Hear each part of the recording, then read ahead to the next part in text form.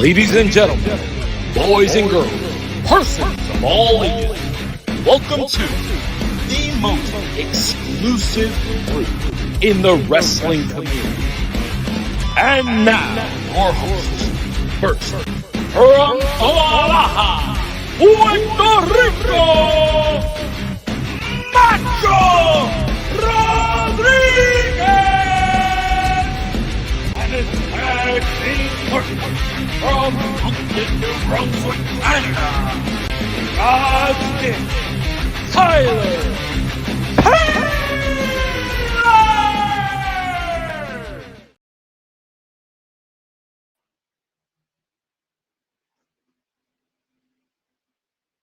What's going on?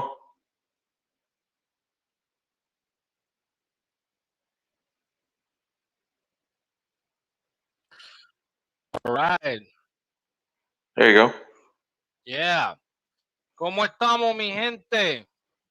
Wow, I don't know why it's still going. What do you mean still going? There you go. All right. Now the intro was still going. I could still hear it on my end. Sorry about that. Okay. ¿Cómo estamos, mi gente? Welcome to another edition of Must Love Wrestling as the Pitbull, Macho Rodriguez, and the talent, Tyler Taylor, are here to talk all things AEW, WWE, and the biggest news of the day, and I would venture to say the biggest news of the month, Jade Cargill. But we will get to that. Tyler, how are you today? I'm doing all right. When did you become the Pitbull? I've kind of always been that way. Look at my face, man. I look just like the Well, I mean, right, but when did that become your tagline? I didn't. It was just something that came up. I looked at myself in the mirror the other day, and I was like, "Holy hell! I look like my dog Homer." And I was like, Okay, because you had something in Spanish that I didn't know what it meant before. The bat, murciélago is bat. the bat. Okay, I like it. Yeah. All right, so Tyler and I are going to continue this conversation that we've had that we started off air. We're going to jump right into this. So let's talk about this from the beginning. Start the podcast mid-argument. Yeah, let's start the podcast with an argument because me and Tyler are definitely in a disagreement here. We're very unhappy with something. We're very unhappy with each other here. So we're going to start right here. So the other day I posted a TikTok about Tony Khan, and I was going off of Stevie Richards' video on his YouTube channel where he pointed out that Tony Khan was out after the show, which was he clocked the time as like 53 minutes after Jon Moxley's injury, where he was outside of backstage and he was dancing on stage with Daniel Garcia instead of checking on a potential major injury with Adam Cole, and which we are hearing from all reports, Meltzer included, that they are being super tight-lipped, so we have no idea what's happening with Cole. There is no I haven't heard anything. Yeah, there something tells me that we're about to find out, and we're not going to be happy with it. And moving on, and then with Jon Moxley, who is there break here in case of emergency, break glass here in case of emergency? I am on the side where I agree with Stevie Richards, I agree with Jeff Jarrett, I agree with Eric Bischoff that the optics don't look good. Tony Khan should have been checking on his guys. He should have been with them. These are two potential these are superstars in All Elite Wrestling, but he chose to go out there and dance with a guy who is mostly on 0 Hour on pay-per-views and who mostly wrestles on Rampage. So, Tyler, what is your opinion of this issue? Well, I don't disagree on the optics. They probably weren't great, but I will say this, because your argument was they couldn't have known that he had a concussion yet. When Yes. I've seen several NFL players be diagnosed within 15, 20 minutes already this season. Yes, there's a 5-point thing they do in the blue tent to check for concussion protocol. Mm-hmm. So they could have already known that it was a concussion, and he may have asked him, do you want me to go to the hospital with you? And does Jon Moxley strike you as the guy who's going to want someone to go with him and hold his hand? No, but his wife works for the company, and I'm sure she would have made him feel bad, being the fact that their daughter could potentially. Yeah, I don't know. Yeah, I don't understand. I don't know if she went with him or not. Mm-hmm. The other thing was that they made a big deal that he was dancing on stage. I've only attended one episode of Dynamite, but it ended after it went off the air. They did the same thing where it was like the Acclaim came out, they were heels, and then Tony came out and they were going back and forth, and then Punk came out and GTS one of them because then the -1 hit them.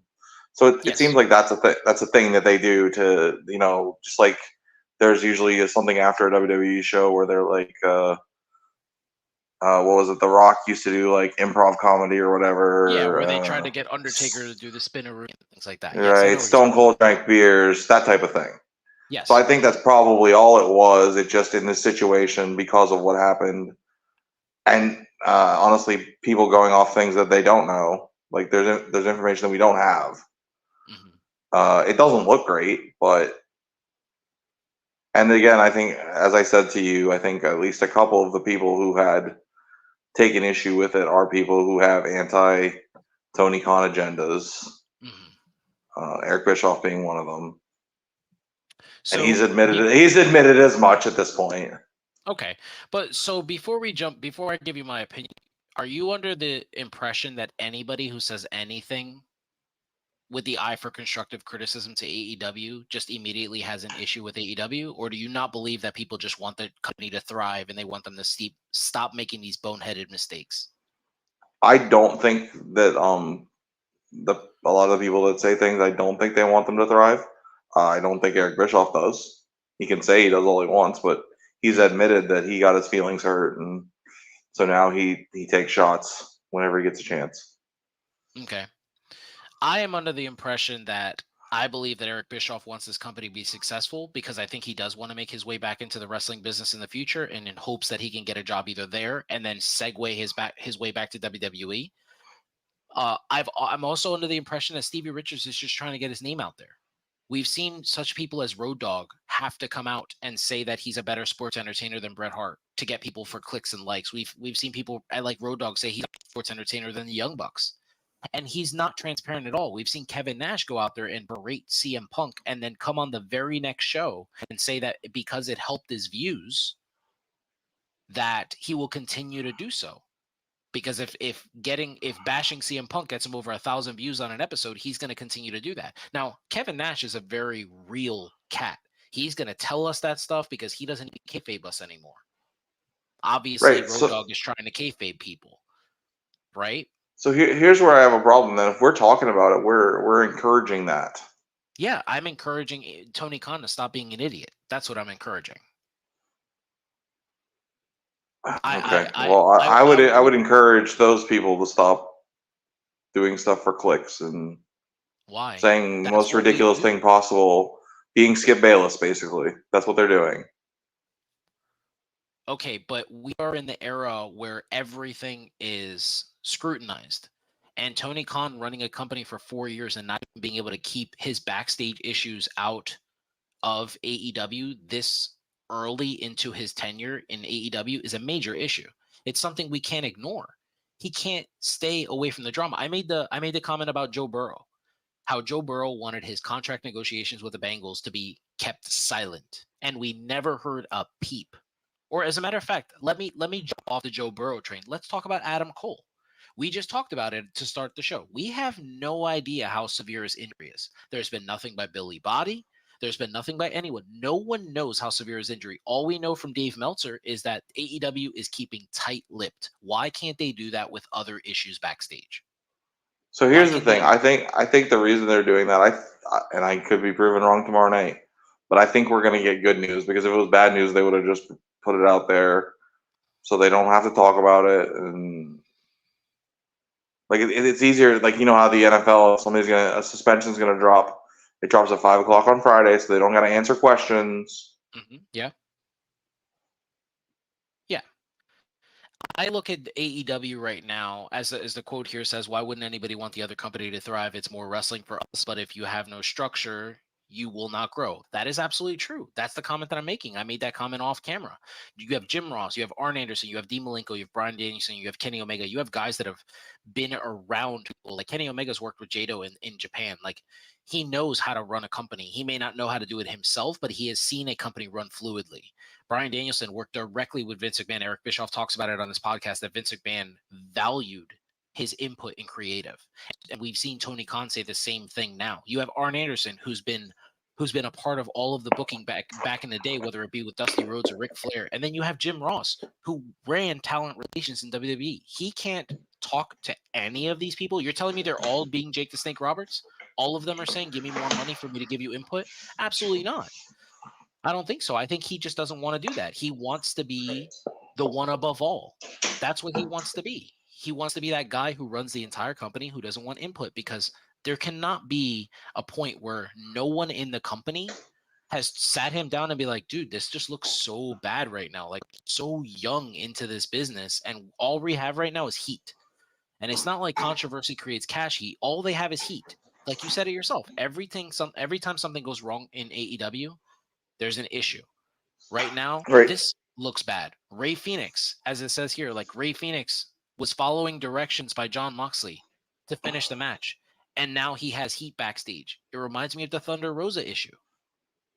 You know what I mean? Where like one person. But I don't had see an what that issue. has to do with. I don't think that would see what that has to do with Tony. Why would he allow this to happen? Why would he not be like, hey, this was Moxley's call. Like, Phoenix didn't do anything wrong. He was just following the leads of his the veteran presence Yeah, in the ring. and that doesn't mean that they're not still going to be mad at him. Like, do you listen to everything your boss says? Like, oh, don't be mad at so and so for doing this because I told him to, or this person told him to. Like, no, it's still going to be. These are. You're not like you're dealing with the most mature people. No, I agree. Yes, I agree. It's a daycare. That's exactly what I said. It's an adult daycare. But if we're going to use that right now, they're angry at Ray Phoenix for injuring Jon Moxley. Right? That's the issue that the people backstage have. Right. That's the reason he has heat, which brings me back to why Tony Khan went at Jon Moxley's side. Because if the boys backstage, if the boys and girls backstage value Jon Moxley so much that this guy who wrestled him in a match is catching heat immediately after injury, why isn't Tony Khan treating Jon Moxley with the respect that the boys and girls in the back are treating him? Why did he feel the need to use this night with two potential injuries where you have Jon Moxley, where we didn't know if it was a neck injury too? We didn't know if it was just a concussion. And then Adam Cole, we have no idea. We know from watching football that sometimes the worst injuries are non-contact injuries. That's what happened with him. He jumped off the stage Right. and he stopped limping. It could have been a torn ACL. It could have been something that bad. And we have no idea. But the point that I'm making is the man should have been backstage. There's no reason for you to be dancing out there, especially with a guy like Daniel Garcia.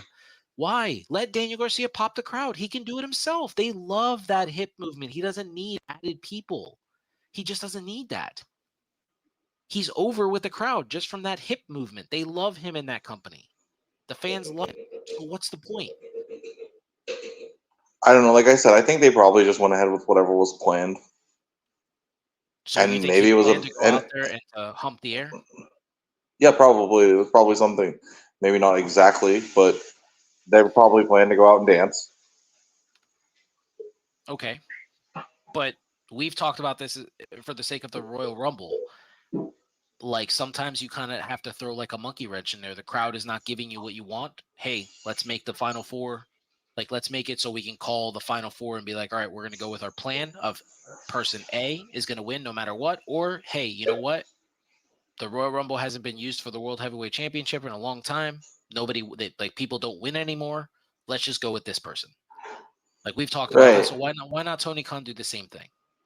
Right. And maybe they should have, but like I said, I wasn't there, so I don't know, but we don't know otherwise either. Maybe there was a conversation and Mox said, no, I'm good. Or whatever, and so they just continued on with what they had planned. And in retrospect, it doesn't look great, but it didn't look great. I mean, and you're going to say, well, you're changing the conversation, but it didn't look great when they continued the show after Owen Hart died. So I mean, No, mistakes are and made. and Mistakes I are and I made in the actually heat of the moment. Is my point.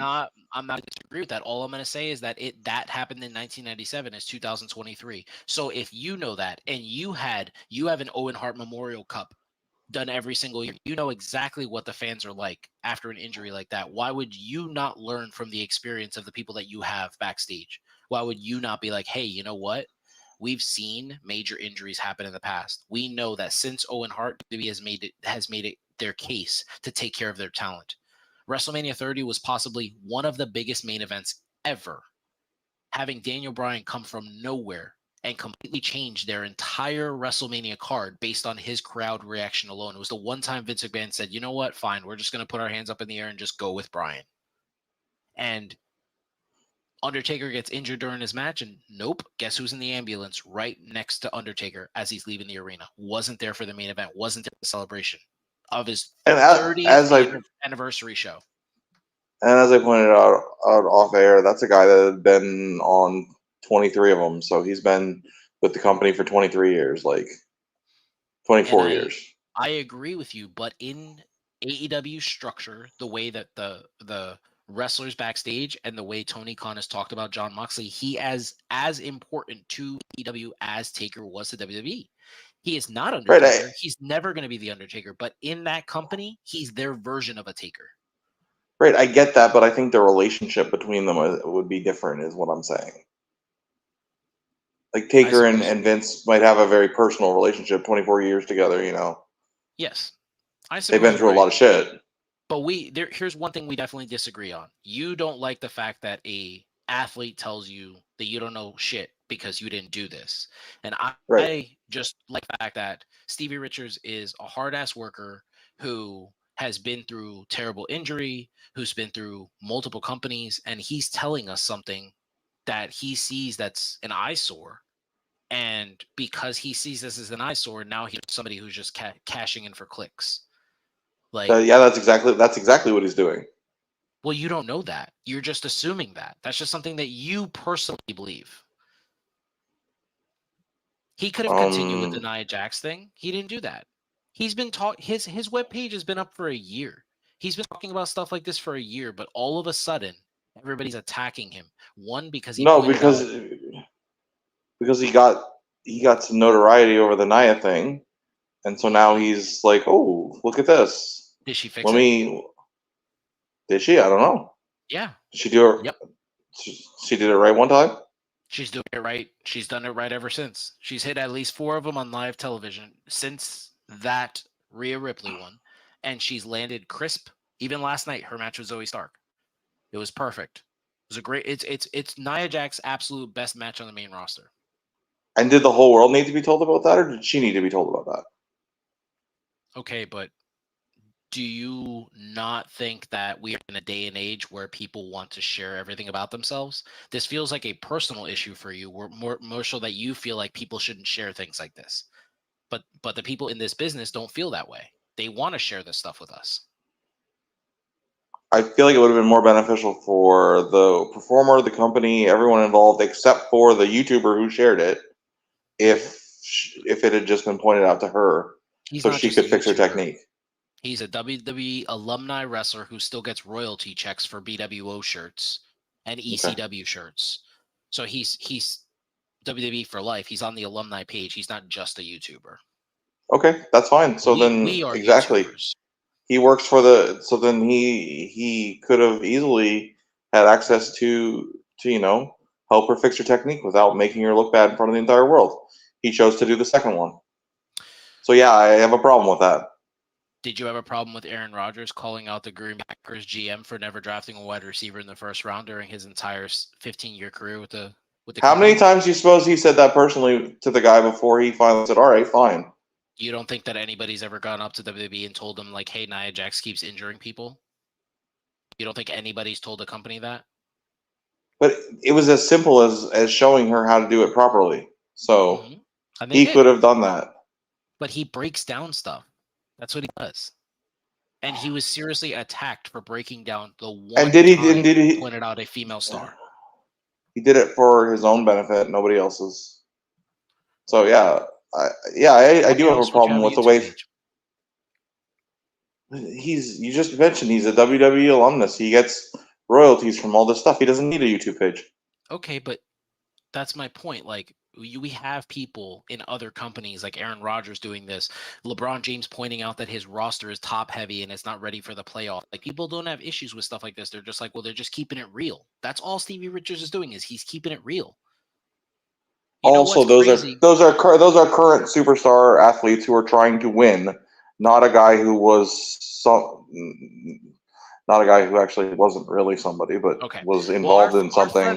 our friend of the podcast, Patty Regan, over at Working the Marks, has been one of those guys that is super vocal about the fact that Goldberg did not injure Bret Hart. That it was just a mistake. The super kick was a mistake, and it was just that simple. It was just a mistake that happened in the ring. Okay. Okay. When that happened, okay, Mm-hmm. everybody was up in arms. Bret Hart got injured. He was forced into retirement, and so on and so forth. Since then, Patty has pointed out that, Bret, he's crying. He's crying too much, right? It's that serious, right? Like, oh, he won't let it go. He won't let it go. He won't move on. That's what he's pointed out, right? Okay. Mm-hmm. Stevie Richards broke down that super kick. He agreed with Bret Hart. Nobody attacked him for that. Nobody. He broke it down 2 weeks ago. It's on his YouTube page. He blamed Goldberg just like Bret Hart. Nobody So this attacked him for that. was this before he was relevant again? No, but he was always relevant. He's been on TV breaking down stuff. I've seen him over the past couple weeks. I pointed this out to you when you brought this up about Before the Nia thing. Okay, but the Is it Nia thing actually is it before or after? Okay, but if Nia Jax was with the company, it was before. It Okay. was before. So nobody had really even noticed him yet. Nobody. Well, not nobody, but I mean, he wasn't in the mainstream, in our consciousness. This is the guy who does these things. Yes, because he broke down the Finn Balor and Seth Rollins botch off the superplex. Right, but I'm saying people were sharing that like nonstop. I didn't see that once. The first time I saw it was when you showed views 2 weeks ago. 216,000 views 2 weeks ago for the Bret Hart thing. I'm gonna say 216,000 people matter. How many views does the Nia Jax thing have? 386,000. And it was a week later. It was 12 days later. Or yeah, it was a week. 12 days later. Yeah. So like I said, he's become much more relevant since he did this. Okay, but he's broken down lots of things. He has 100,000 views for the Shane McMahon injury at WrestleMania. He has 61,000 views for the Styles clash that injured him with AJ Styles. Like, this is something that he's been doing for a while. He's been around. He has 76,000 subscribers. Like, this isn't new. So he's making his name now again off of the mistakes that wrestlers make. No, he doesn't just do that. He talks about the best belly-to-belly suplex in the business, whether it's Magnum TA or Shane Douglas. He talks about Dustin Rhodes and Goldust. He has great views of stuff. His Cody Rhodes and Finn Balor spot was 228,000 views, where people learning about how Finn Balor could have broken Cody Rhodes' neck. He talks about, does Bret Hart have the best superplex ever? He talks about Barry Horowitz. He talks about paying tribute to Terry Funk. He talks about. So it's not just botches. Yes, it's not just botches. That's my point. Okay. Stevie Richards, he has built a platform, and honestly, he did it for a living at a high level. He may have not been used at a high level, but he was a great performer back in the day. That's what he was. I'm going to say he's probably not real popular in the locker room at the moment.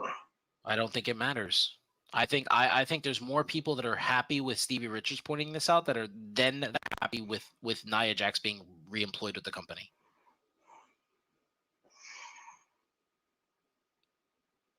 Okay, well, I guess we're going to agree to disagree, because Okay.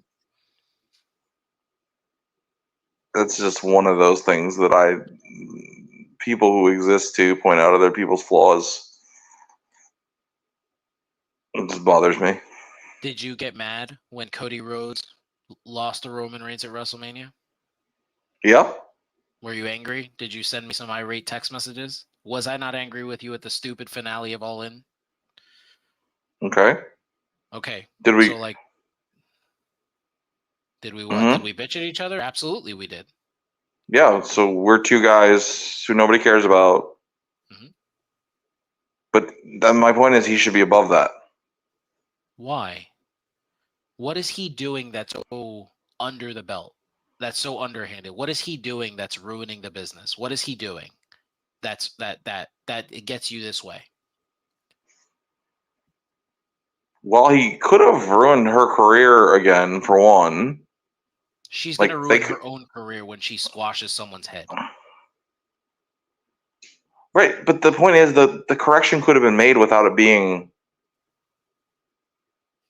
300,000 people seeing a YouTube video. It could have been made through coaching.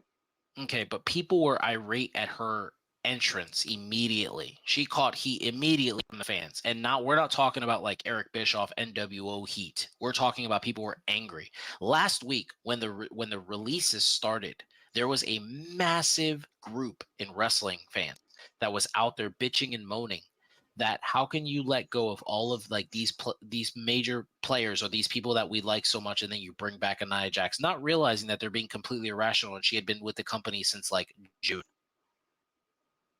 They just, people are irrational. They're idiots. That's how it happens. I just don't think that Stevie Richards pointing out a botch is that big a deal. I don't understand it. And the worst part about it is there's this weird defense of Nia Jax. If Stevie Richards would point out a Sasha Banks botch, I feel like people would praise him for it. That's a woman that's hated in professional wrestling by professional wrestling fans. Really? Yeah, because that's what WWE fans do.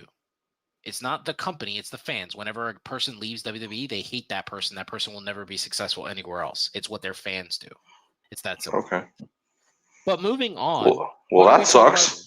Yeah, well, moving on, let's talk about another thing Tony Khan said, which I think is one of the most laughable statements I've ever heard. Tony Khan and I'm actually going to read you the full quote because I thought it was so hilarious. I thought it was interesting to point out here. Tony Khan most recently made a comment today where he said, "In my opinion, we, meaning AEW, have the best pro wrestling roster in the world. I'm not saying that's all stars, that all the stars are in AEW, but I think we have the most of them."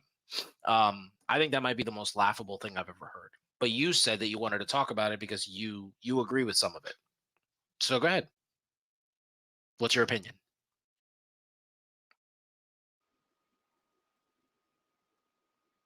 We lost you there for a minute, Captain. Oh, okay. I'll reread it to you then. Apologize for the technical difficulties here. I saw you perfectly. I didn't see any issue. Okay, so Tony Khan says, "In my opinion, we, AEW, have the best pro wrestling roster in the world. I'm not saying that the all-stars are in AEW, but I think I have the most of them." Okay? I think that's laughable. Okay. I think that's absolutely laughable. But you have a different take on it, so why don't you tell me? No, that wasn't the part that I had a different take. Although we can go over it. Okay. You suggested that AEW did not have a mid card. Yes. And WWE has been focusing on their mid card, and they have for the last maybe year. 400 something days. You're right. Okay, well, but they weren't really when he won the title. It has happened gradually since then. The championship has been a hot thing since COVID. Since they unveiled that new title, the United States Championship has been one of the hottest championships in professional wrestling, from Bobby Lashley to Prince, what's his name? The Nigerian Prince. Uwa Nation. Yeah, Apollo Crews. I don't think that was hot. That was not good. It was, yes, it was. It was very hot. And then it moved on from there to Finn Balor, Damian Priest. These guys feuded for the United States Championship. And it didn't feel like it meant any. It didn't feel like it meant anything until Lashley got it. When Lashley beat Theory for it, and then they started to try to talk about the heritage of it. So that would be summer of 22. Okay, they started to talk to. You are coming on here saying that you believe that the United States Championship didn't matter, but then there's thousands of people, millions of people that were watching that were super invested when Seth Rollins won the title and went out and told everybody that was the top title on Monday Night Raw. Yeah, yes, at that point it was because they had started to highlight the heritage. Lashley had a really good run with it, and then Seth went and won it from him, and then Theory won it for a while there. It was very important. Yeah. And Theory But that, slew that of people this that he beat made the is title very important. but this is like within a year. Okay. So then the United States Championship, singles feuds for the mid card and the Intercontinental Championship have been hot for the past years. So they've been For the focusing past on it, year. which was So they've been which is what I focusing on said. that.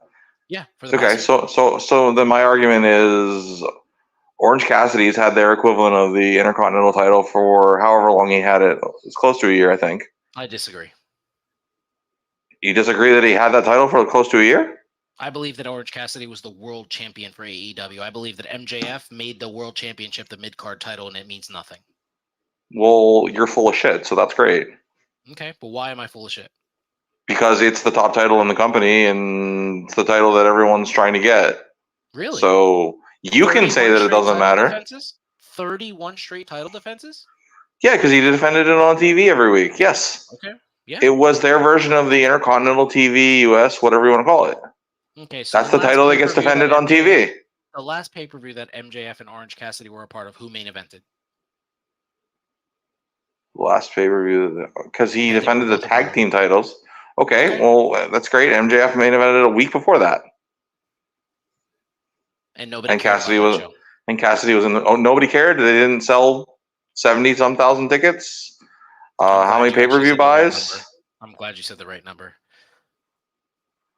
Okay, well that's You're gonna come on our podcast and not say that MJF hasn't ruined the AEW World Championship. That this has not been the worst run of any AEW champion since the company's inception.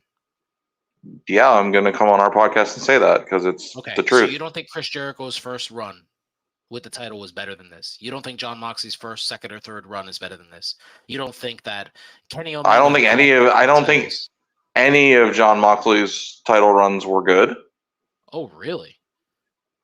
I've seen exactly one John Moxley AEW title match that was good. And it was the one against Jericho where they both bled buckets. Interesting. Because what I see is that AEW, their international championship is their world title. It's like the NWA international champion, the one that's the one that Sting and Rick Rude fought over while there was a WCW World Heavyweight Champion. And it's also I see that right now that there's an injury with the international champion in that Ray Phoenix kind of ad-lib and win the title at the moment. Right now, the hottest title in AEW is the TNT Championship, and that is Christian. But those have become the top titles on the brands. We don't care about MJF. MJF, his next Who is we? The wrestling you universe. don't Nobody's care talking about it. No, nobody cares enough to complain about it. Okay. Find it. Get out your phone. What is there to complain about? What is there to complain about? Because he's not a real world champion. He holds the title for nothing. He's a paper champion. That's what's happening. So he's doing the exact same things, as the other guy on the other brand that everyone goes crazy for?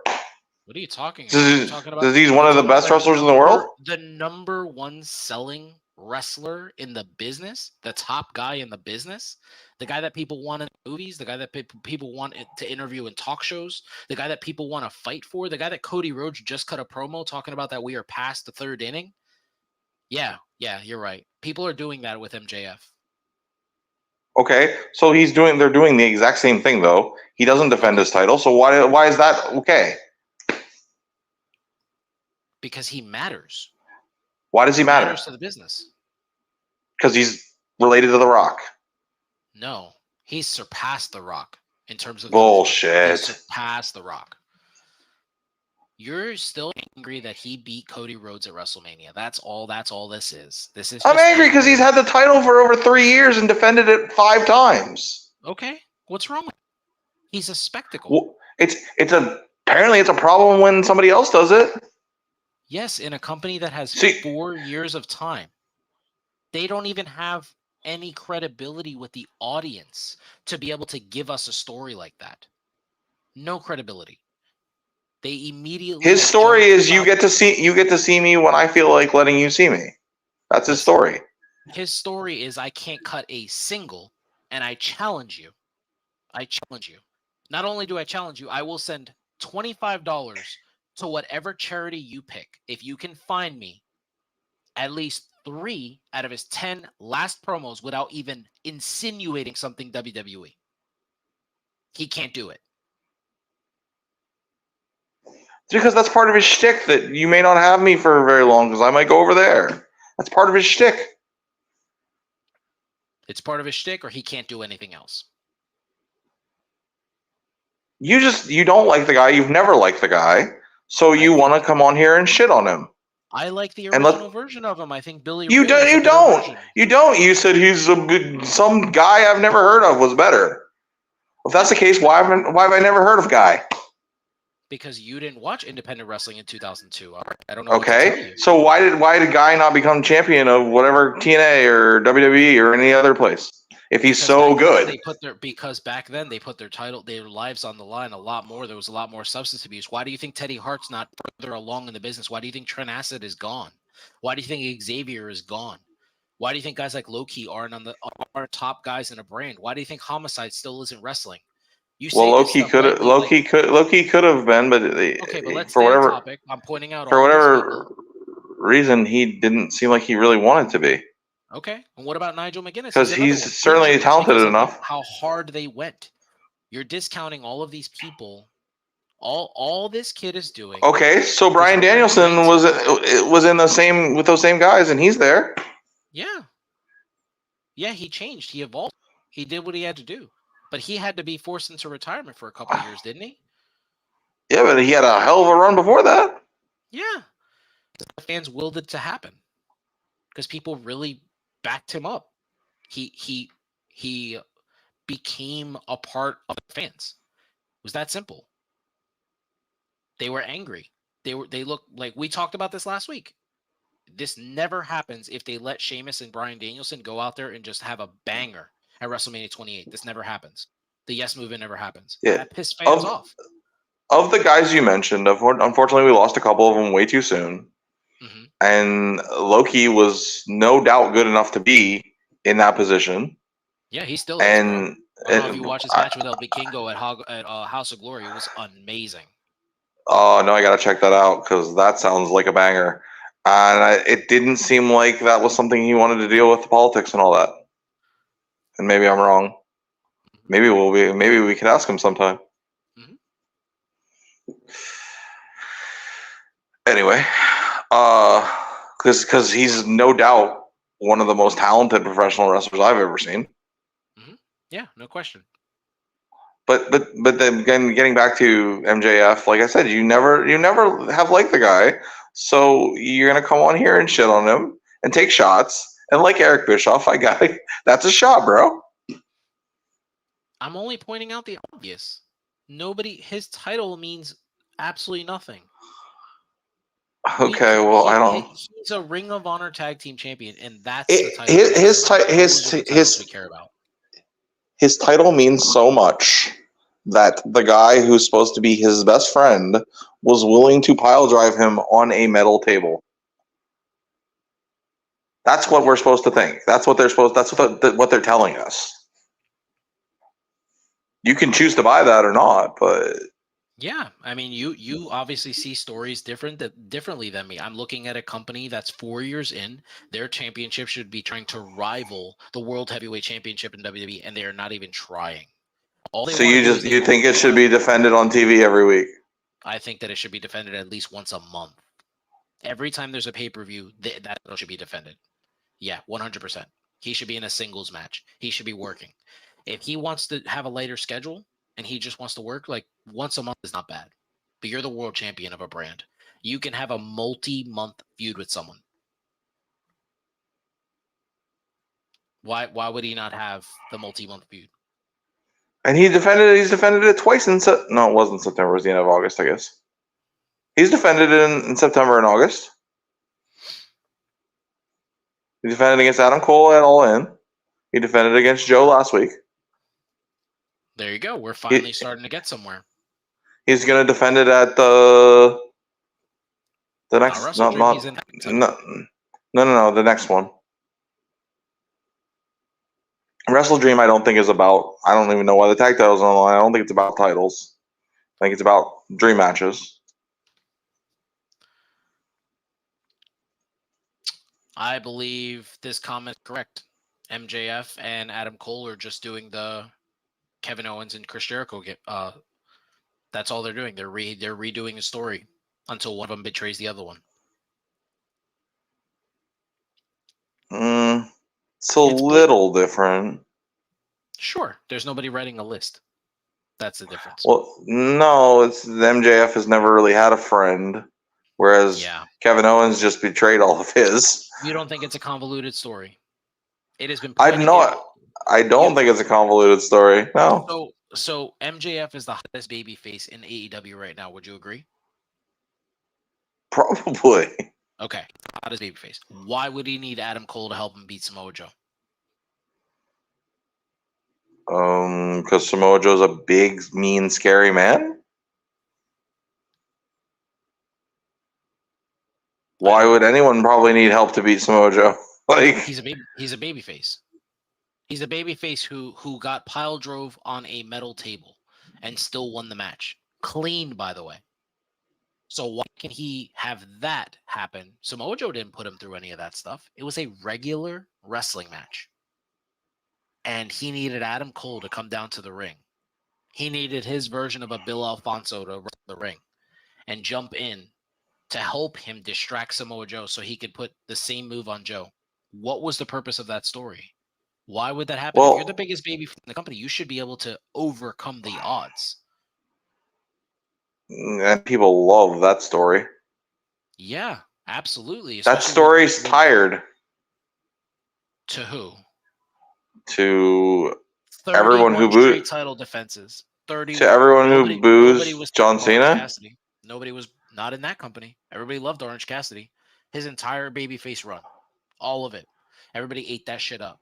Everybody eats up the Hook shit. Everybody eats up the Darby Allin shit. All of it. They love their white meat baby faces in AEW. Love them. Now MJF is a part of that group. Because they have Samoa Joe by himself. Layers to them that don't just make them white meat baby faces. Orange Cassidy is not your typical white meat baby face. What about him's not what's not typical? His personality? Okay. But we're talking about the story in the ring. He beats people clean. He beats people bigger than him clean. A roll up. We've seen him beat people like Buddy Matthews. We've seen him beat people like Samoa Joe. We've seen him beat people like Swerve Strickland. We've seen Orange Cassidy beat all of these people. And you're telling me that the world heavyweight champion needed his best friend to come to the ring to distract this guy for a win? This isn't Dominic Mysterio and Rhea Ripley.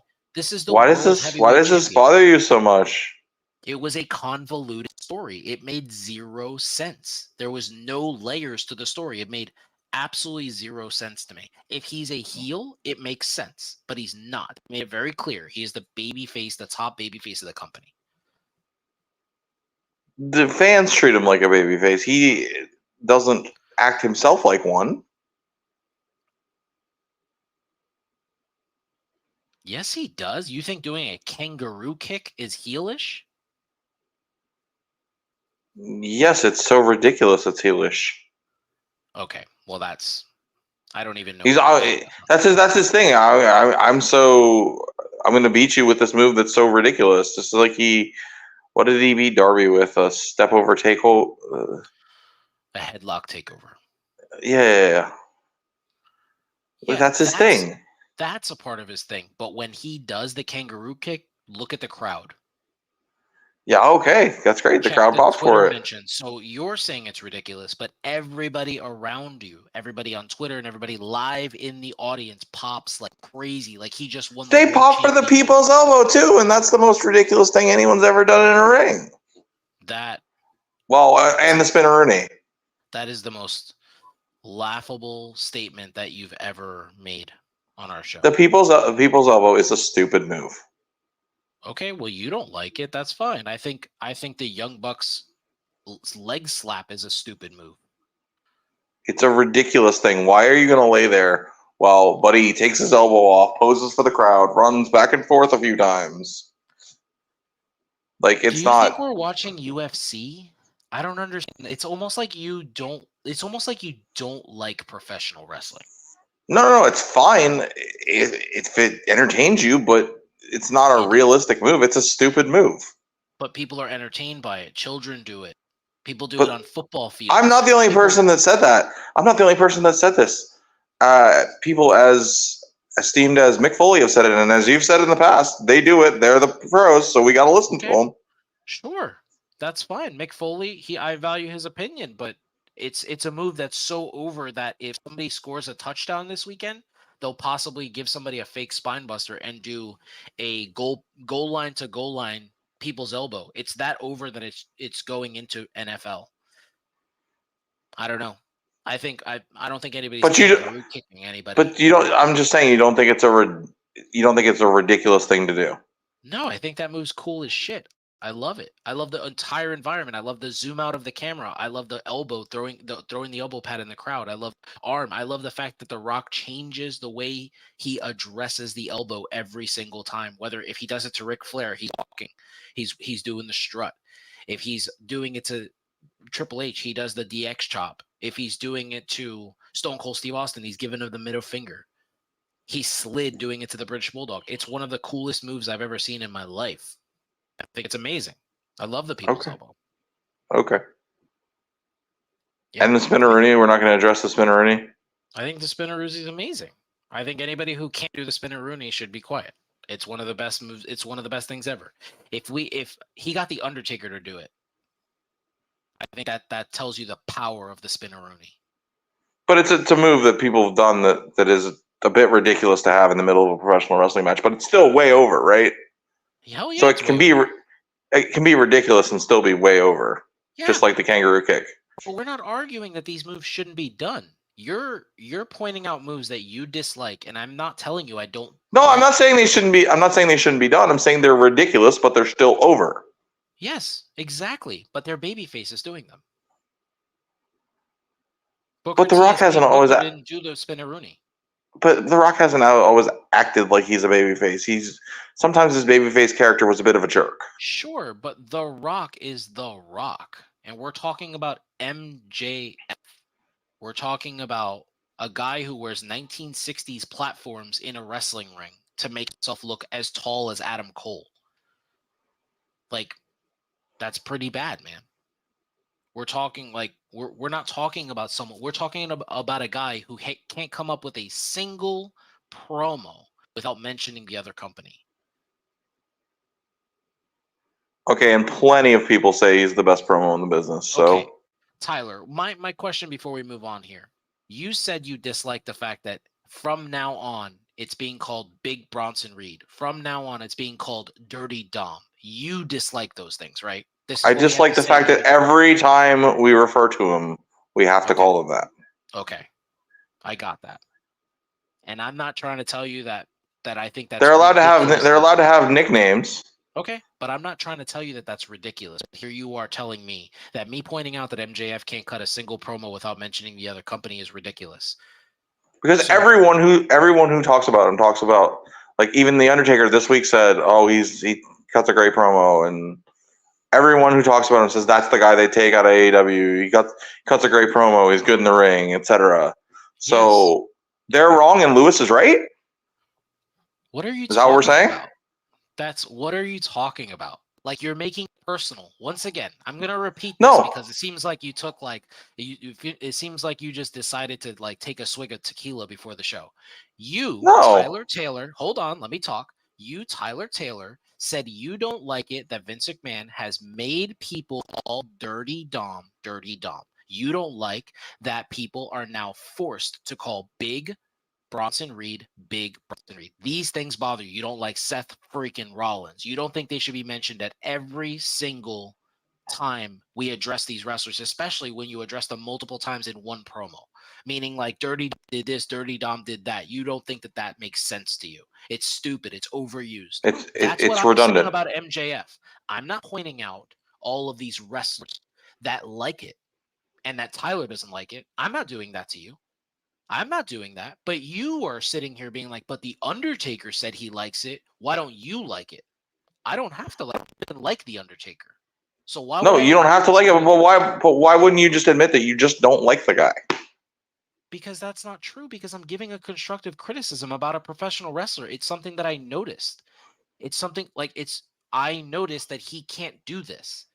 It's like noticing that Steve Nash can't play defense. I'm allowed to notice Steve Nash doesn't play defense. I noticed that MJF can't cut a promo without bringing up the other company. I don't understand. It's something that I paid attention to. I realized it after 4.5 years. The guy can't. He literally cannot cut a single promo without bringing up WWE. It's that simple. I don't understand. Pretty sure why he it's so could if he harsh. wanted to, but it's part of his. It's part of his shtick. Okay. And you're allowed not to like it. That's fine. But just say, I don't like it. But why do I have to admit something like that, or why do I have to say that? I like the wrestler MJF. I just don't like his style of promo. I don't need the cheap heat promo. I don't need you to be like the cheapest of cheap heat out there. It doesn't engage with me. It doesn't excite me. I'm waiting. It's gotten to the point where he says something about WWE so often in a promo that I know that if I cracked open a bottle of Proper 12, fishing for, by the way, Connor, I know that if I popped open a bottle of Proper 12, I would get through a quarter of the bottle based on the amount of mentions he mentions WWE in a promo. Just saying if you drank every time he said it. Yeah, I would be an alcoholic. I would need to go to AA. Oh, boy. That's what I'm saying. I think that's laughable. You're allowed. I mean, like I said, you're allowed to have these opinions, but like for you to say that he's devalued the title, I just disagree. Okay, but that's your opinion. I'm not disagreeing with your opinion. You're disagreeing with mine. Nobody's wrong in professional wrestling circles. It's all an opinion. Nobody's telling you that you're wrong. So anyway, the AEW championship matters. I don't think it does. I think the international championship matters. Well, in the hierarchy of the company, it is considered the top title in the company. Yes? No, I don't believe so. I disagree. If they had a list of titles that were most important, it wouldn't be listed as number one by AEW. No, because now the Ring of Honor champion, the Ring of Honor world champion can do everything MJF can do, like on a sick day. Don't tell me. Don't say that. I mean, if you want to start catching massive heat with the audience, go ahead and come on here and bash Eddie Kingston. Go ahead. I like Eddie Kingston. Okay, but he's better at literally everything. He's better at wiping his ass than MJF is at brushing his teeth. Like, I don't understand. He's better at everything. I can't think of one thing. I can't think of one thing that I'd rather see him do than MJF. Okay, but he's a better in-ring performer. I don't agree. He's a better promo. I don't agree. He has a better look. I don't agree. I believe in terms of believability, I believe that Eddie Kingston can kick someone's ass, and I believe that MJF could punch someone in the kneecap. I would agree with you there. Okay. But he looks like a guy who's going to get into a bar fight on Friday night. He doesn't look like a professional. Yeah. You know who he reminds me of? He's like the wrestling version of Tank Abbott. Like, he's like a guy that, like, oh, let's undervalue. Let's look at this guy like he's nothing, and then watch him punch you in the mouth and knock you out. Like I wouldn't mess with him in a bar. No way. Okay. But I think he's really good. I just don't think there's one thing I'd rather see him do than MJF. Okay, well, that's fine. I prefer natural ability over needing to take steroids to change my body and needing to rely on talking about WWE to get over. Whoa,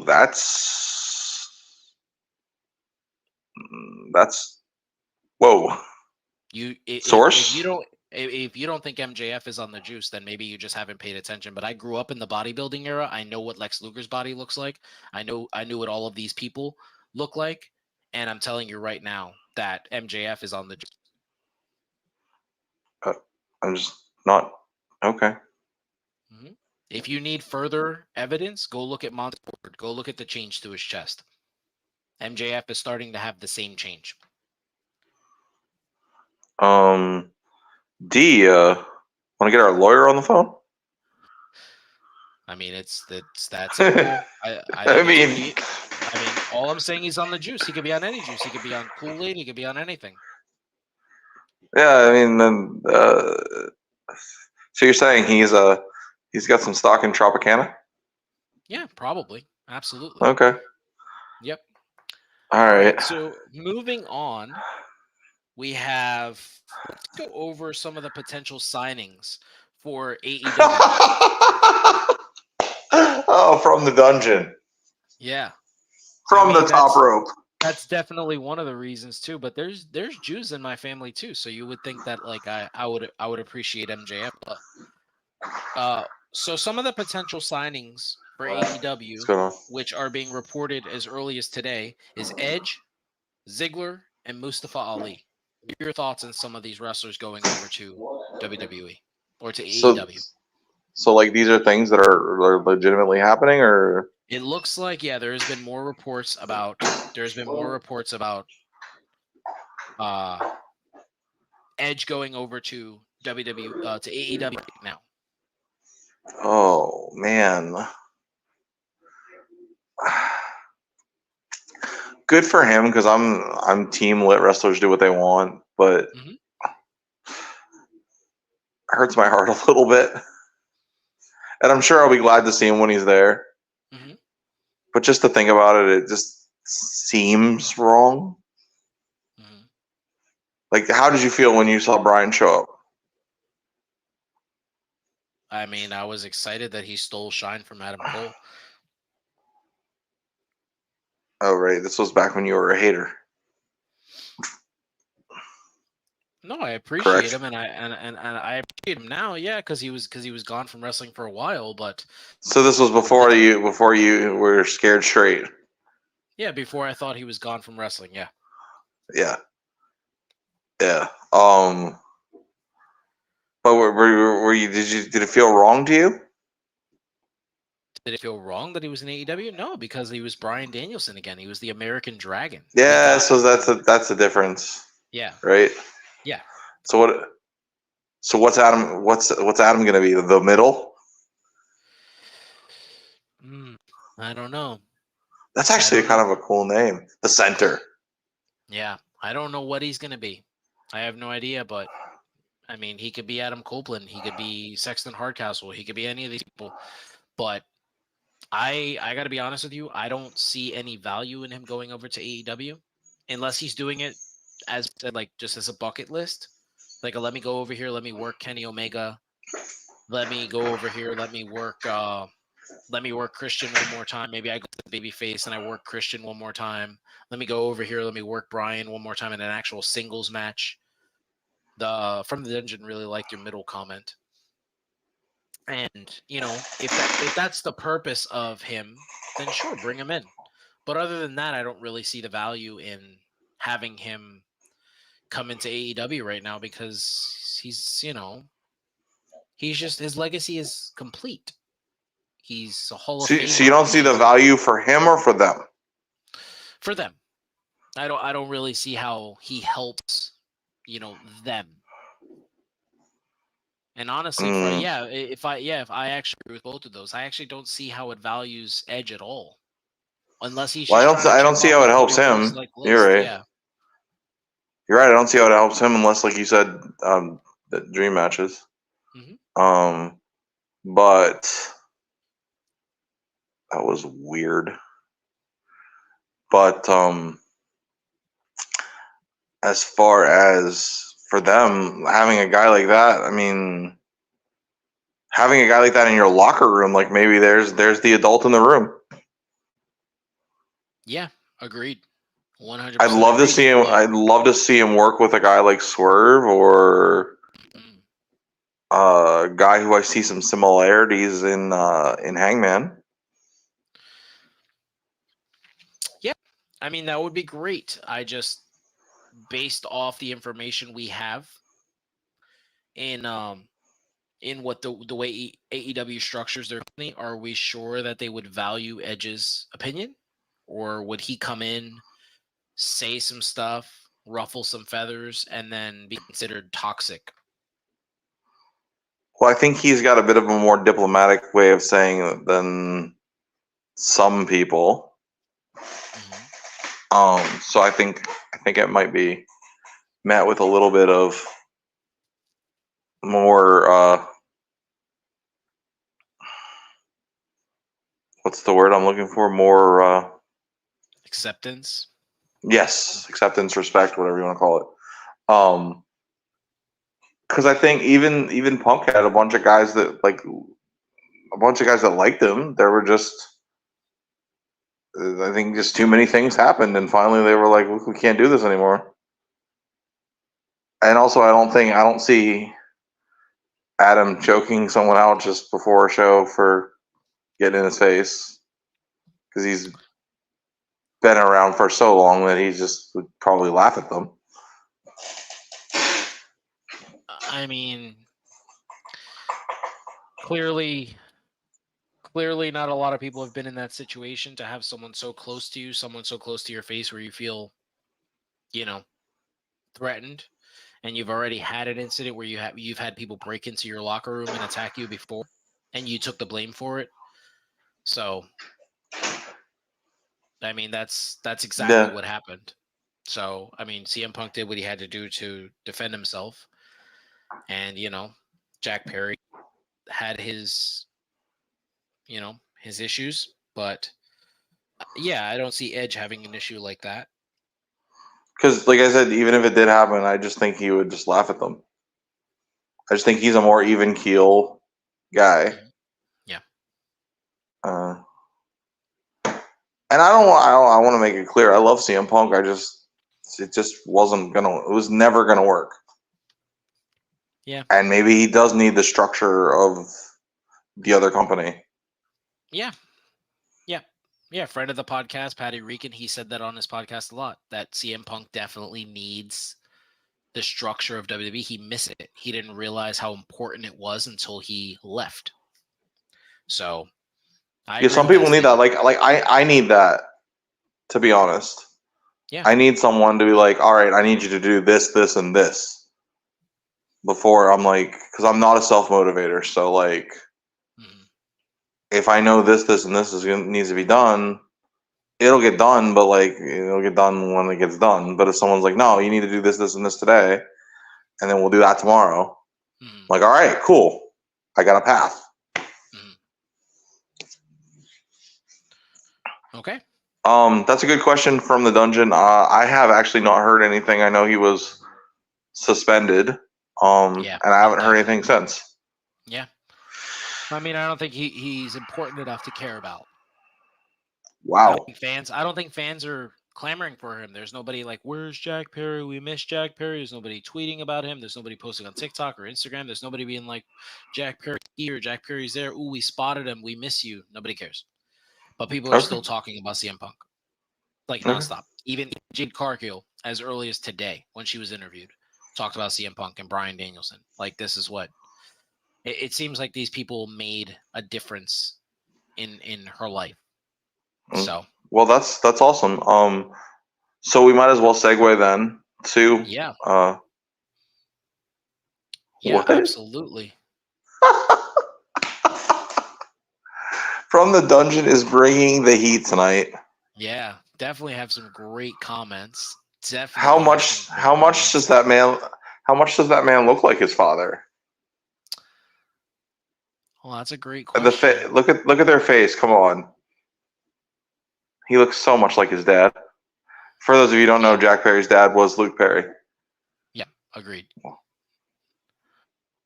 Yeah, I mean, So anyway, we can segue from there. Uh, yeah, I don't know.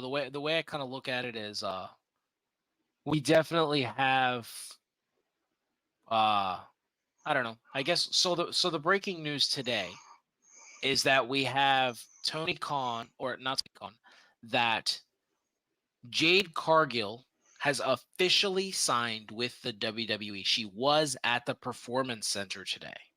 And immediately she was interviewed, and I'll just read you a couple of things that she said. The leadership, I mean, Bruce, Dan, and Nick, you can't get better than that. I'm the first signing under the TKO umbrella. I mean, there's so many different things. Where else can you go to get the best quality of training? Nowhere else. The PC is one of one. There's nothing else like it. The machine is behind you. The platform is just overall history and legacy. I'm creating a household name. I can go on and on. I mean, why not? The question more so is why not? So Jade seems to be completely on board with her signing of AEW. What is your opinion on this take? What do you think? Because it seems to me like she's leaving, not so much taking shots at the company before, but I think it's pretty eye-opening pointing out the training, because that seems to be the one thing people are talking about a lot. What's your opinion of the fact that she pointed out the training right away? Well, obviously the PC is like there's nothing, no other company has anything like it. WCW tried to have the power plant, but that was a joke from um all stories we hear. Yeah, so there's nothing like the PC, and man, they even let her come in through the front door. I gotta go in through the back Mhm. when I go there. Yeah. They, for those of you who don't know, they do an NXT from the PC every week. Mm. That's why I didn't think she was at the PC, because I was like, that none of that looks familiar, and then I was like, oh, it's the front door. Mhm. But yeah, here's what I'm thinking. Here's the thing that I thought when I heard that she was signing there. This is bigger than when Cody Rhodes signed with WWE. Well, I'm glad you said that, because from the Dungeon pointed out here that one of Jade's comments today was that Cody Rhodes was the reason she jumped to WWE. So why do you believe that it's bigger than Cody Rhodes jumping over? It's bigger because, as far as I'm concerned, that women's division is pretty much wide open, except for there's a few that they've established as stars, but like it's wide open to make the next big superstar. Like there's, whereas the men's division, you have so many established main eventers who've main evented WrestleManias, had titles, Mhm. this and that. So she's in position to make a bigger impact in her division, Mhm. and she could have been the top woman in AEW, but instead she's gonna go to WWE and be, one of the top girls. Like you said, she could very easily main event Mania 41, or even, I mean, 40 is still a few months away. Mhm. No, I agree with you. I don't think that the AEW fan base was ever going to get behind her. Like that's kind of what it felt like. There was a I mean, lot of she convinced negativity. me. Yeah, there was a lot of negativity surrounding her with the fan base. There was a lot of people that were like, God, get Jade off my screen. She's not this, because what they want is the AEW style. They want what they consider to be a classic wrestling match after a classic wrestling match. They don't want the WWE style. She's always worked a slower, like Randy Orton type style, which is going to suit her in WWE. She obviously has the athleticism, like as an early Randy Orton, but that's the perfect comp for I feel like. And I think the Okay. way she's methodical and how she busts and how she does everything, I definitely feel like that's the best way to go. That's why I think she's ready for the main roster. I think now they've announced her coming in. Now that's it. They've interviewed her. They've made her a really big deal, because it was pointed out that she's the first signing of the TKO merger, that she's definitely going to be pushed to the top quickly. I think fans are going to be excited. They're going to be pumped, and there's a lot of tribalism in professional wrestling communities. And I think that WWE fans hate AEW and AEW fans hate WWE. It's a lot like Star Trek and Star Wars. So I think that wrestling fans in general in WWE want her to be successful, and the people in AEW want her to fail. So they could be like, yeah, we told you she sucked. Right. I'm gonna just break a little news real quick here. For those of you who are not watching NXT, it will be Trick Williams taking Mustafa Ali's spot, Hmm. facing Dominic Mysterio, Dirty Dom, on Sunday or Saturday at the PLE, with Dragon Lee as the referee. Okay. That's interesting. And based on the comment I made a few minutes ago about always going in through the back, for those of you that are watching NXT, that's the parking lot I've been in. Yeah. Braun Breaker and Baron Corbin are having a parking lot brawl. Oh, okay. Here is another snippet from Jade Cargill's, I would say like media outlet or press conference or whatever. When asked of the potential of facing Bianca Belair at WrestleMania, it's definitely a WrestleMania main event. That's something that will have people glued to the television screens. That's something that will have people buying out stadiums. That's a dream match. I agree with her. I think that Yeah. was the first. That was the first thing that people wanted to see. But I also want to break some news. Tonight there was a vignette that showed on NXT where it had a young man sitting on his couch watching old WCW footage, only for it to be revealed that it's Brian Pillman Jr. I am one of these people that is very excited at the potential of Brian Pillman coming into WWE. What did you think about that little vignette? Okay. See, I don't have sound on because I have the headphones in and we're doing the podcast, and that's when I said a few minutes ago that was weird, and then I said sorry. Mm, It was okay. because like it went black, and then there was a WCW Saturday Night clip, and then it just went to whatever was next. So I didn't know what it Yeah. was, but that's what that when I said that was weird, that's what it was. Yeah. Okay. Yeah, that's cool. I really I gotta say I'm more energized by WWE's last couple signings than I am about the potential of. And don't get me wrong, the potential of guys like Mustafa and Dolphin in AEW is there, and it can be Hmm. exciting. But I just want to see what WWE can do with these people that I mean, I guess weren't really getting over in AEW. Yeah. Yeah, I mean, she was massively over. I just think, and they presented her as a big star with the special entrance, and I just Yeah, think that I that's for more. whatever reason their fan Yeah. base just didn't get it, and I was like that for a long time.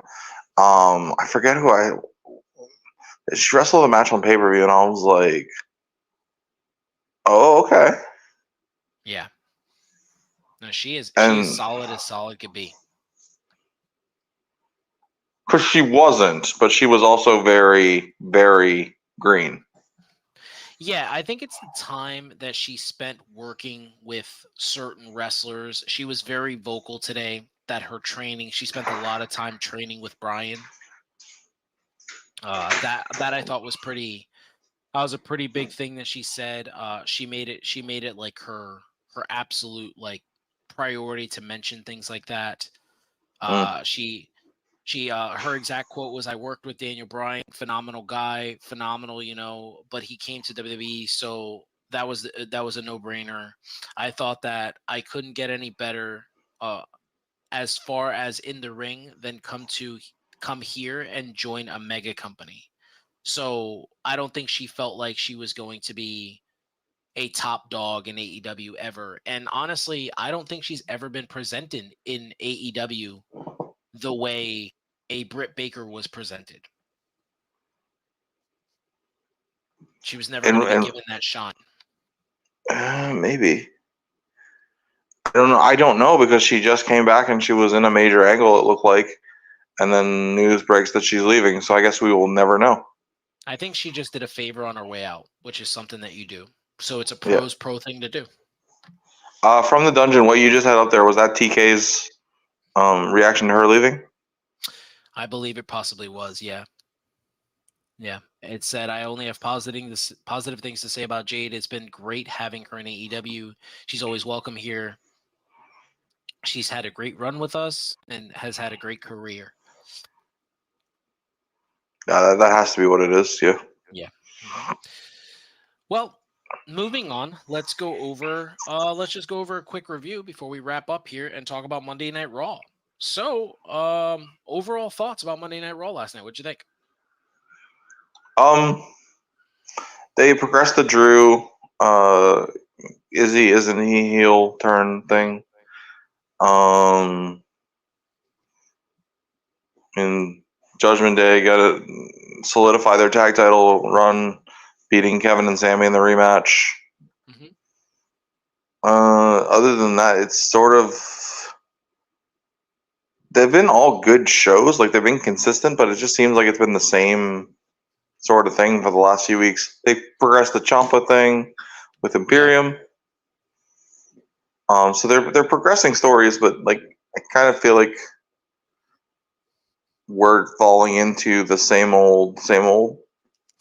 Yeah, I mean, I agree with you there. I was happy with the Drew McIntyre stuff. I thought Drew McIntyre was great. I definitely right now he's definitely my favorite thing on Monday Night Raw. Like I thought for a long time I thought it was the Judgment Day, but I really like what's happening with Drew. I like the change. I like the dynamic. I like how even though he's clearly teetering towards heel, it still makes sense why he's teetering that way. It's not like he's doing it like the Miz. Like it still makes sense where it's almost like it's karma. That's why I didn't help Jey Uso. Like I'm not helping Kofi Kingston and the New Day. They've been with me since I got to this brand. It's just they came back from injury. Like it just makes sense to me. But as for the main event, I think I would be a very happy person if I never saw Kevin and Sammy versus the Judgment Day again. Yeah, I agree with you. I think they had to have their title rematch. And now that they have, like, let's move on. Yeah, please, let's move on. But so if Kevin and Sammy don't have the titles, are they still a team or are they? Well, there was a lot of people that are pointing out that Kevin Owens is due for a big year. So possibly as a heel or a baby face, but he's due for a really big year, whether that means turning on Sammy or moving into like the world title picture with Seth Rollins, but it looks like he's definitely due for a Yeah. big spot. Can I say I don't want to see him turn on Sammy again? Like, okay, we've done that. Mhm. Kevin Owens turns on his partners. We've done that. What if Sammy turns on him? That would be, flip the script. Although it would be hard to have sympathy, I guess, for a guy who's done it as many times as he has. Mhm. Yeah, I agree. I guess I feel like that would be a great way to push Sammy right to the top again. Last time he was a heel, he became the biggest babyface in the business. So, Yeah, I yeah. mean, that'd be a great way to segue him into that spot. Yeah, the one thing that stuck And out to me is go ahead, go ahead. no. It was just you talked about Sammy and being a heel, and then I think about the Judgment Day, and then I want a Baconator. Oh, nice. Okay. As the one thing that I want to point out here is I no longer want to see anybody say that Dom is not a great Or professional sorry, the wrestler Bloodline. anymore. Yeah, because what we witnessed last night, I'm sorry. That was a true blue professional wrestling match. He led that shit by himself. He was in there, yeah, with Rey Mysterio Jr. or the other version of him. And I just felt like it was absolutely spectacular. I watched such improvement from last year to this year. I mean, this man has been in the ring with Seth Rollins. This match was better than that match with Seth. This was the match of the night. It was spectacular. The finish, Mm-hmm. all of it. It all made sense. And I have I've been on this I've been on this tugboat by myself. I feel like every now and then a heel needs one of these wins without any outside interference, a clean win to kind of show you like, yeah, I do that because that's the easy way out, but if I need to beat you, I'm gonna beat you. And that's what makes them so much more slimy. That's what makes you hate them more. That's added heat. That's like, God damn it, we Yeah, know you can do it this way. Why don't you? You know? yeah, you're right. You gotta show them every once in a while that you're tough. You can go. You're that dude. Yeah, absolutely. I definitely feel like that's a great spot for Dom to be in. I like the we're back to the JD McDonough and the Judgment Day and whether he's going to be accepted or not, whether he's going to join or not. I'm wondering what's happening. He definitely is presented like a clown, Yep. you know. So Yeah. I just like, can we wrap this up? Yeah, it's unfortunate. It is definitely unfortunate to watch him be presented this way because it feels like a it feels like a almost like he's never going to be taken seriously. Yeah, Like because in 2023. now we have two paths. Either he gets accepted into the Judgment Day, Mhm. or he becomes like Shorty G. Yeah, that's what I'm afraid of. Like a character to be laughed at and jobbed out, and I mean, Yeah. I think he fits perfectly in that mid card, but like it's hard to get there, you know. Yeah. Yeah, I agree with you. I agree with you. So during Seth Rollins' promo, he teased something pretty interesting where he talks about being at Yes, it is. 100. Happy birthday. Oh yeah, it's yep. Happy birthday to Asuka, the Empress of Tomorrow. You believe she's 42? That's great. I didn't realize we were so close in age. She doesn't look it. Nope. That's amazing. Yeah. But Seth Sorry. Rollins did something that people are considering a tease and angle after his promo. That was once again a beautiful promo by Shinsuke Nakamura. Seth Rollins pointed out that he thinks Seth isn't at 100%, but he is at 100%, and that he pointed out that being at 100%, he's the best in the world, with a little bit of a pause after.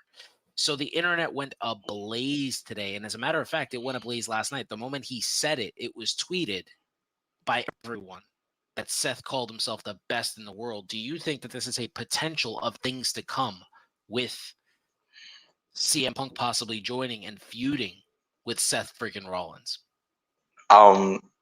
It could be. I think the internet's gonna grab that and make that seem like what it's gonna be. Mm-hmm.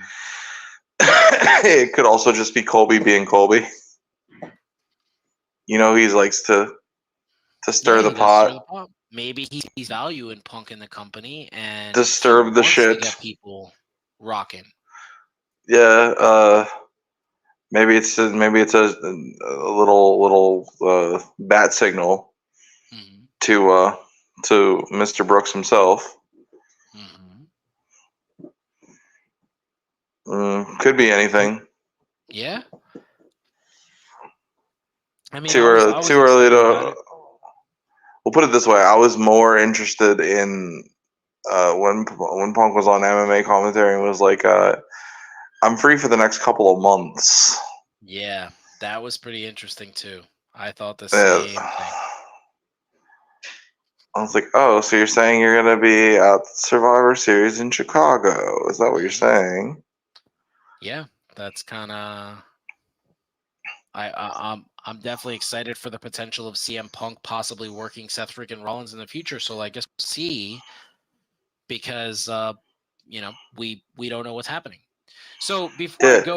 we go here, I wanted to talk about one more thing. Do you find it funny that wrestlers from today think that we don't watch old movies? What are you referring to? So I've talked about multiple times how MJF's tagline is from the movie Dodgeball with White Goldman, with the Globo Gym, like how we're better than you and we know it, right? And I pointed something out yesterday to my son as we were sitting down watching a movie. We were watching a movie Like Mike. Have you ever seen Like Mike with Little Bow Wow? Yeah, Where I he think I gets his have. Yeah, he gets the special shoes. They wind up being like Michael Jordan shoes, and then he winds up playing like Michael Jordan. Do you know what the name of the team is that he plays for? No. LA Knights. That's what they're I called. Do you think they took it from there, or is it just a I coincidence? We're talking about the company that came up with Fang McFrost with Lloyd Bonaire. Like, Floyd Bonaire. Chili McFreeze, the goon. The good. So yeah, I would not be surprised. Could be. Yeah. Yeah, that's great. I did This not. last I never. You never correlate. You never put the two together. I never put the two together. You know, it's funny that you mentioned old movies in quotes, because before we did this, an old friend of ours sent me a quote, and it's from actually the movie Rounders, but it's not from one of the main characters. So I didn't get it at first, and I was so concerned that I actually had to call and make sure he wasn't on the bridge. Oh, why is that? Because it was like, what did he say? Something like, we cannot change our destinies, or whatever's inside of us is inside of us, or something. It's the professor says that to Mike McD. Mm.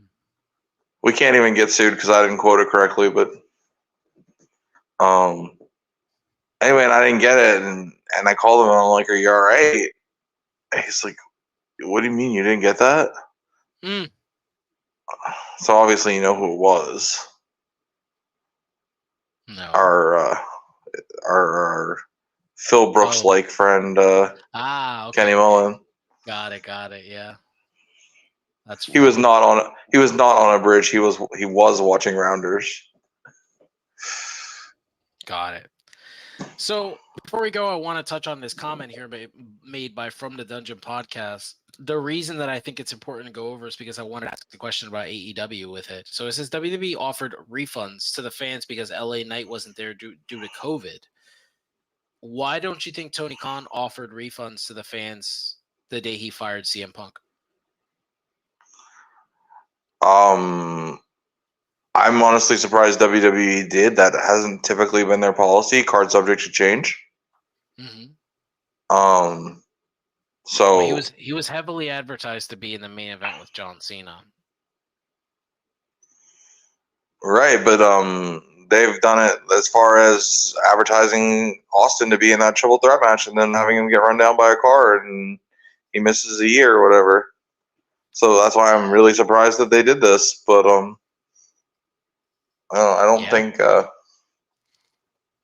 So I don't think they're wrong for not doing it because we've always been told card subjects change. I've told the story a few times of how I've shown up to a house show. The main event was supposed to be Diesel versus Yoko for the tag titles, but or for the world title, but it ended up being Shawn and Lex versus Yoko and Owen for the tag titles. It might have been Lex's last show. And I mean, to be fair, that's cool. To be fair, we got a better, probably got a better main event than we would have had the other one, but you had Yoko, Shawn, and Owen in the main event, and then Lex Luger just like torture racking everybody. That's cool, man. It was something like that, yeah. If I recall correctly, I actually got my dad got me a pair of Bret Hart shades that night. Oh, okay. Oh, Bret man, versus. Did you get them from Bret?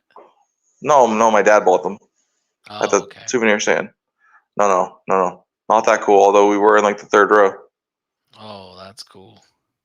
There were like 12 people in the entire arena. Oh, okay. It was 1995. It was not a very well attended show. But it was a lot of fun. All right. Anyway, so yeah, card subject to change. Usually they do try to get someone better. I don't. What happened? I watched that. They injured AJ, right? Mm-hmm. Who made the save?